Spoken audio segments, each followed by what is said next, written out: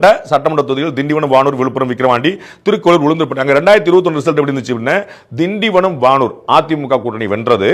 விழுப்புரம், விக்கிரவாண்டி, திருக்கோளூர், உளுந்தூர்பேட்டை 4ல வந்து திமுக கூட்டணி தான் வென்றது பாக்குறோம். சோ 4-2 அப்படிங்கிற நிலைமை வச்சு 2021. 2026 என்னவா இருக்கு பாத்தீங்கன்னா அப்படியே நிலைமை மாறுது பாஸ். திமுக கூட்டணிக்கான வெற்றி வாய்ப்புகள் பெருசா குறைஞ்சு அதிமுக கூட்டணிக்கான வெற்றி வாய்ப்பு ஃபுல்லா போறத பாக்குறோம். ஒரே ஒரு தொகுதி திருக்கோவிலூர் அண்ணன் பொன்முடி அவர்கள் போட்டியிட்டது. If I am not wrong, அந்த தொகுதியில வந்து இழுபறி நிலை அவர் உத்தரவாதமா வென்றிருந்தாரு. இந்த முறை வெல்வாரான்னு சொல்ல முடியல.